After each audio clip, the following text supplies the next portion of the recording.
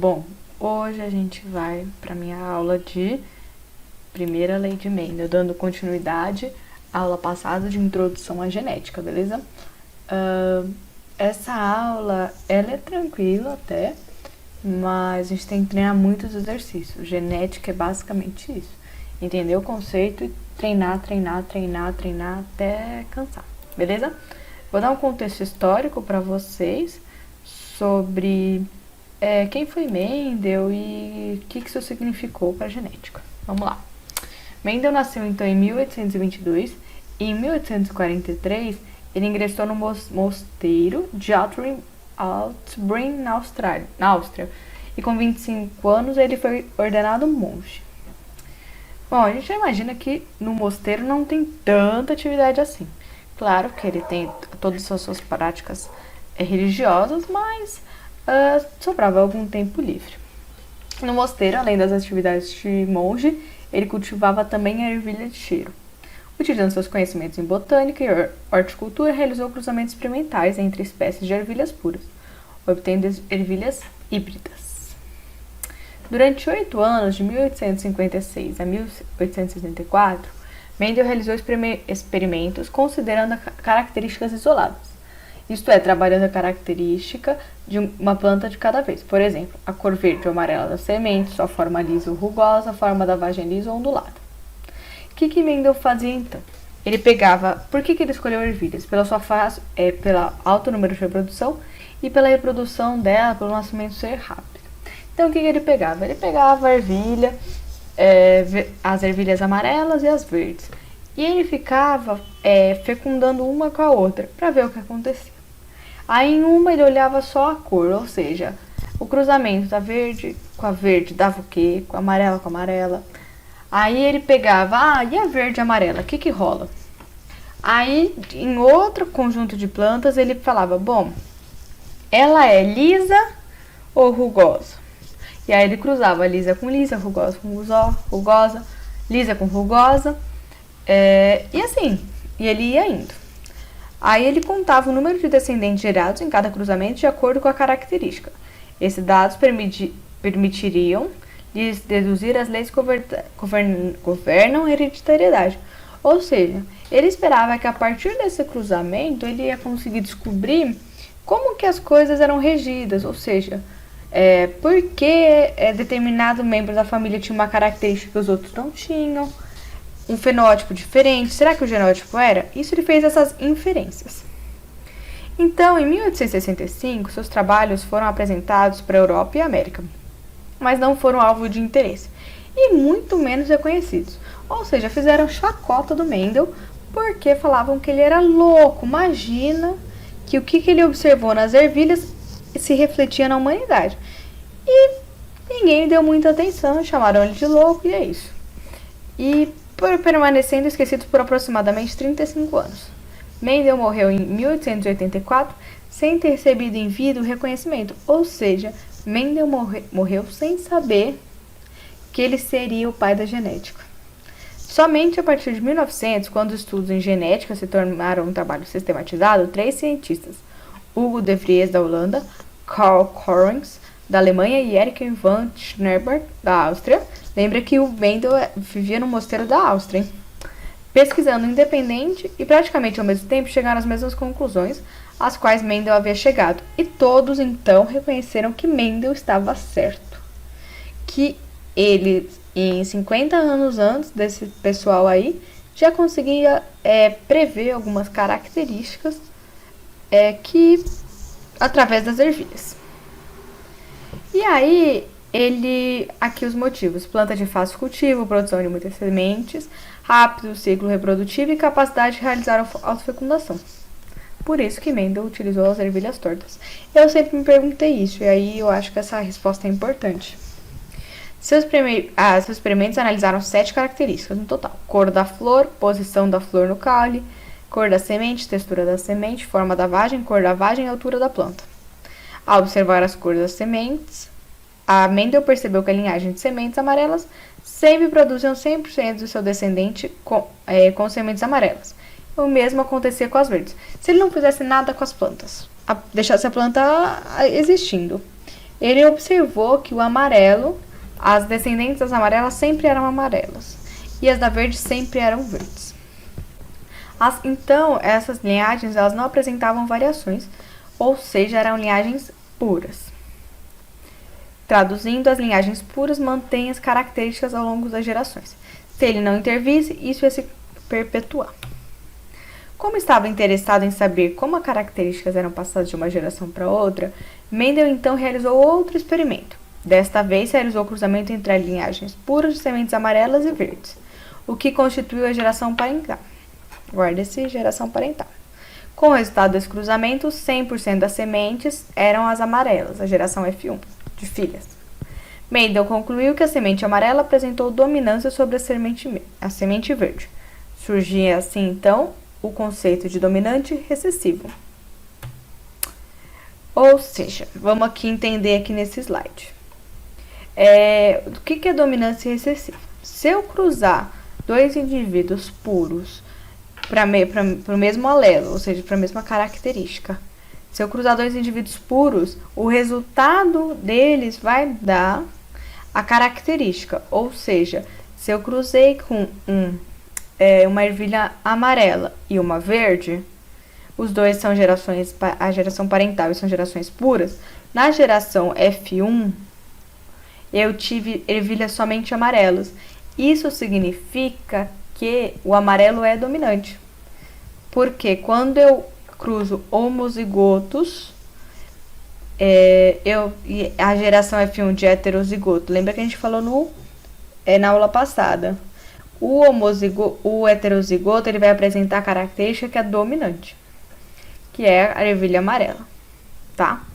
E aí, vamos lá, geração parental é o que deu origem a tudo. Geração F1 é a filha. E a geração F2 é a filha 2. E aí, os resultados surpreenderam Mendel na linhagem F2 quando as ervilhas verdes reapareceram. Ou seja, quando eu cruzar dois heterozigotos, eu terei obrigatoriamente 3 possibilidades do dominante e 1 do recessivo. Então, eu vou ter sempre a proporção 3:1 quando eu cruzar dois heterozigotos. Tá bom? E aí, então, Mendel concluiu que a cor das sementes era determinada por 2 fatores. Um fator para gerar sementes amarelas, que é dominante, e o outro fator para gerar sementes verdes, que são recessivos. Então, a primeira lei de Mendel pode ser enunciada como: todas as características de um indivíduo são determinadas por genes que se separam durante a formação do gameta, sendo que assim, pai e mãe transmitem apenas um gene para seus descendentes. Essa é a primeira lei de Mendel. Aqui tem um linkzinho no YouTube que vocês podem abrir, que tem essa ilustração da história de Mendel em animação. É uma lindeza. E aí, gente, outra forma de ilustração para a gente entender é o heredograma. Vamos lá. Aqui é a legenda, tá? Algumas dessas legendas vocês têm que decorar. Ou seja, o quadrado vai ser sempre do indivíduo do sexo masculino. A bola, sempre do sexo feminino. Esse traço significa que eles tiveram uma relação. Aqui chama de casamento. Mas não necessariamente é um casamento, tá? É uma relação que teve um herdeiro. Não é herdeiro. Mas tiveram um filho. Pode ser filho, mas tem um outro nome que eu esqueci, perdão. Tiveram um filho, tá? Aí, esses são os mais comuns. Aí tem aqui na legenda o pintadinho. O pintadinho nesse caso é o afetado. Ou seja, afetado por uma doença, por uma característica. Anyway, é o considerado homozigoto recessivo puro, é meio óbvio que é redundância, mas o homozigoto recessivo. Não se apeguem achando que só por todos os que estão pintados vão ser sempre os recessivos. Tem questão que não dá legenda e fala para você descobrir o que o pintado significa. Então, não caiam nessa, tá? É isso. O losango a gente usa quando o sexo é indefinido, ou seja, é uma criança sem gênero. Aqui tem o acasalamento extramatricial, mas isso não se usa. Isso, tipo, é pra... Sabe aquelas... Tipo, quem assistiu Harry Potter? Lembra a tapeçaria dos Sirius e tal? Então, esse tipo aqui de relação é pra aquele tempo, né? Agora não. E aí, gente, vem o famoso cruzamento, beleza? Aqui tem um exemplo pronto já. E aqui é como vocês vão fazer no caderno de vocês. Então, vocês vão fazer um jogo da velha. Aqui. Pá e pá. E aí, aqui vocês podem colocar a característica ou genótipo, ou seja, as letrinhas do indivíduo pai e da mãe, tá bom? Gametas paternos, gametas maternos. Aqui a ordem tanto faz. E aí vocês vão falar, Mari, mas como que eu escolho a letra da característica? A letra que você vai usar para característica é a primeira letra da característica excessiva. Aí vocês vão, a não ser que a característica dominante e recessiva tenha a mesma letra, aí você usa outra. Mas, via de regra, é a primeira letra da característica recessiva. Então, se a característica recessiva é verde, você vai usar V, tá? E aí, a letra maiúscula significa que a característica é dominante. Então, o amarelo ele vai ser V maiúsculo e V maiúsculo, ou a ervilha amarela vai ser V maiúsculo e V minúsculo, porque lembra que é dominante. Então, eu tenho essas duas possibilidades. E para a letra minúscula, para o homozigoto recessivo, duas letras minúsculas. Lembrando que aqui, gente, é o alelo, beleza? Retomando os conceitos. Aí, vamos lá. Como é o cruzamento de duas ervilhas amarelas heterozigóticas? Ou seja, essa opção aqui. Eu coloco um V aqui e um V daqui, tá? Porque lembra que a criança vai puxar um alelo da mãe e um alelo do pai. Aí eu ponho nessa coluninha aqui, um V aqui e um V aqui. Aí como eu vou fazer? Vzão com Vzão vai dar Vzão, Vzão. Vzão com Vzinho vai dar Vzão, Vzinho. Então aqui com aqui e aqui com aqui. Tá vendo que eles são iguais, né? Casualmente. E Vzinho com Vzinho vai dar Vzinho, Vzinho. Então, como eu vou traduzir esse resultado? Assim, eu vou ter que 1 de 4 resultados vai ser uma ervilha amarela homozigótica, dominante, tá? Ou você vai ter ou 25% de amarela homozigótica. Aí você vai ter 1 e 2, ou seja, 50% de uma ervilha amarela heterozigótica. E aí você vai ter 1/4 novamente de uma ervilha verde, tá? Isso aqui é bom para vocês conseguirem responder as questões, tá? E ilustrar. Todas as questões que eu trouxe a gente vai responder junto, tá? É isso. Vamos lá. Gente, a aula fica um pouco confusa? Não, fica um pouco confusa. Mas a gente vai tendo que fazer questão e respondendo. Vamos lá. Cruzando ervilhas verdes, Vzinho, com ervilhas amarelas, Vzão, Vzinho, os descendentes serão... Aqui eu já fiz o cruzamento pra gente, tá? Então, eu tenho uma ervilha heterozigótica, Vzão, Vzinho, com uma verde, Vzinho, Vzinho. Aí, vamos lá. Vzão com Vzinho dá Vzão, Vzinho. Vzão com Vzinho, Vzão, Vzinho. E essas duas aqui serão Vzinho, Vzinho. Então, eu tenho que 50% vai ser amarela, Vzão, Vzinho. E os outros 50% verde. É isso. Vamos lá. Esse aqui já pega um pouco do heredograma. Os olhos castanhos são dominantes sobre os olhos azuis. Um homem de olhos castanhos, filho de pai de olhos castanhos e mãe de olhos azuis, casa-se com uma mulher de olhos azuis.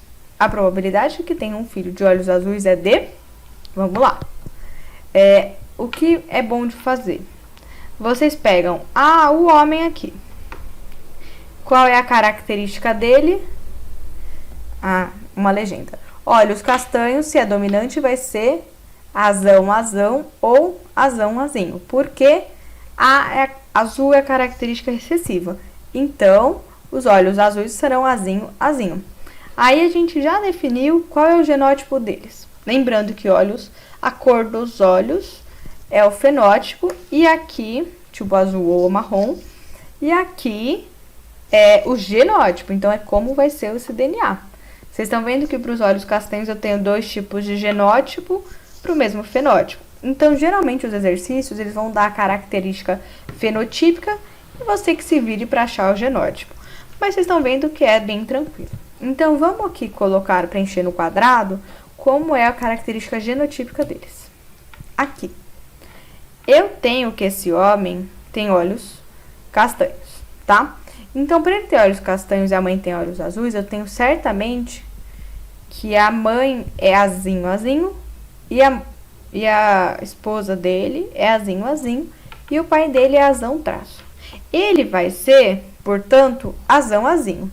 Como eu posso afirmar com 100% de certeza que ele é azão, azinho? Porque a mãe tem olho azul, então a mãe só pode ter passado um azinho para ele. E o azão, não me interessa qual era o outro aqui, se o pai dele era azão, azinho ou azão, azão. Porque eu posso afirmar com 100% de certeza que o pai passou o azão. Então, o homem, que importa do rolê, ele é heterozigoto.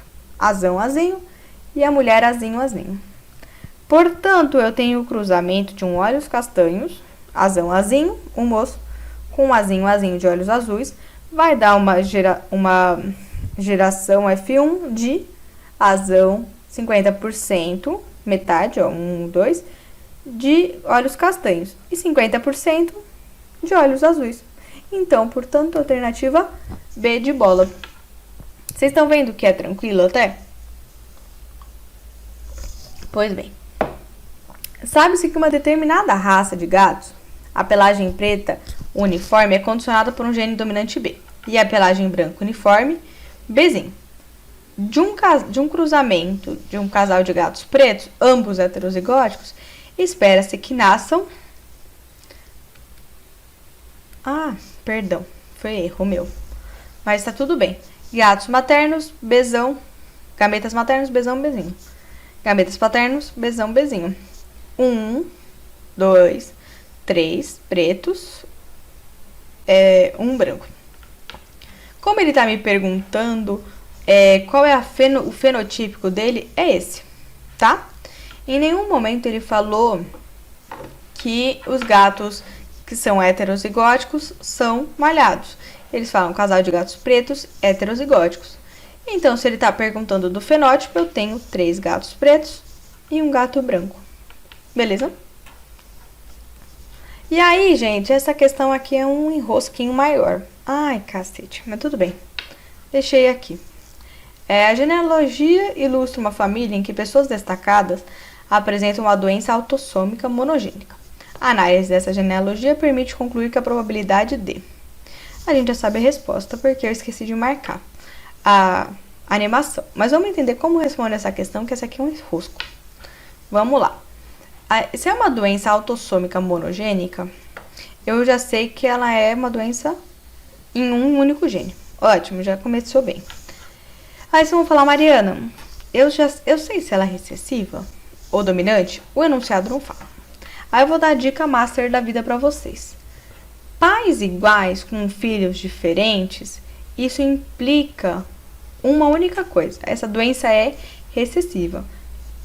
Exemplo esse aqui, casal 1, algarismo romano, ponto 1 e 2. Eu tenho que esses indivíduos não têm a doença, beleza? Pais iguais têm um filho com a doença. Portanto, essa é uma doença recessiva com 100% de certeza, beleza? Se eu sei que ele é recessivo, agora vai subir o cariótipo deles, vamos lá, o genótipo, perdão. Se eu sei que é recessivo, todos os pintadinhos são azinho, azinho. Eu coloquei A porque é melhor, mais fácil de falar, beleza? Se eu tenho que um indivíduo aqui é azinho, azinho, os pais são iguais, então eles só podem ser heterozigóticos, beleza? Beleza. Aqui, essa aqui não tem, então ela só pode ser heterozigótica, e aí vai preenchendo aqui. Aqui eu não posso afirmar o que que é.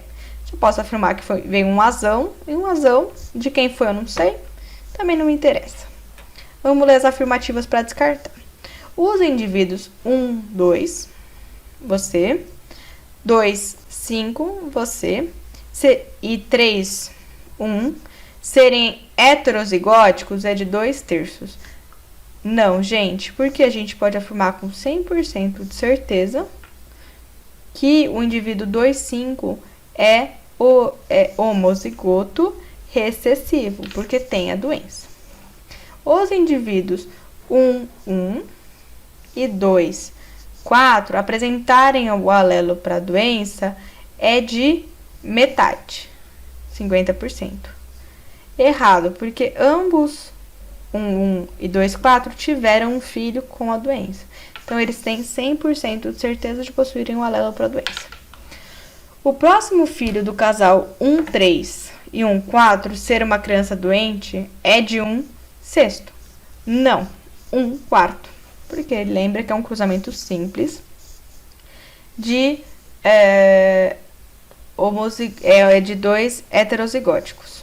Então, é de 1/4.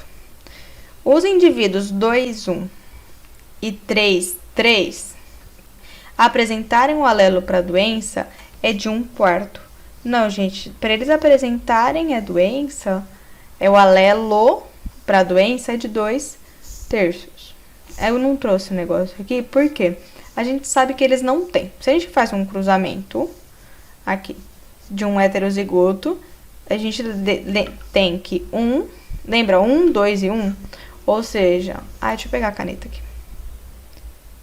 Opções de ponteiro. Aqui está.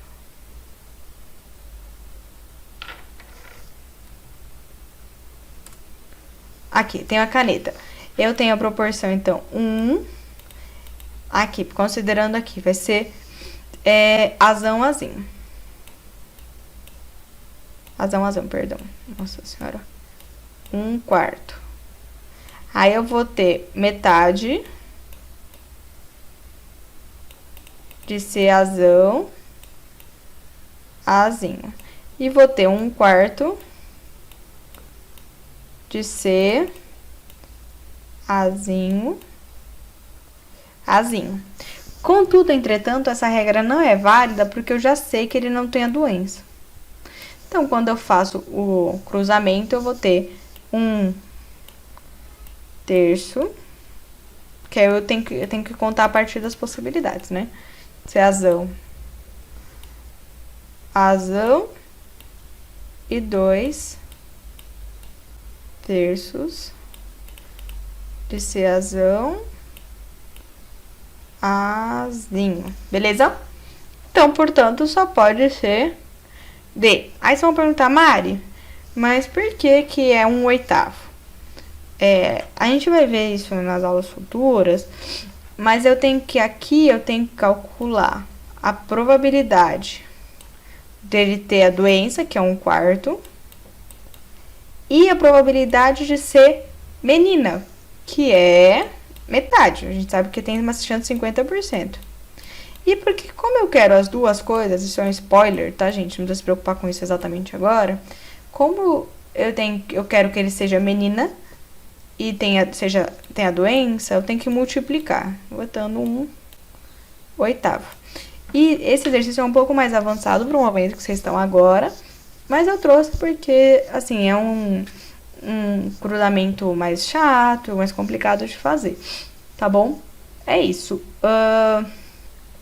Eu vou ver ainda, vou conversar com a professora Iris, vou colocar uma lista da primeira lei de Mendel de exercícios tranquilos para vocês pegarem o ritmo, beleza? Mas é isso, gente. A primeira lei é muito mais sobre treinamento do que outra coisa, entender os conceitos, beleza? É isso.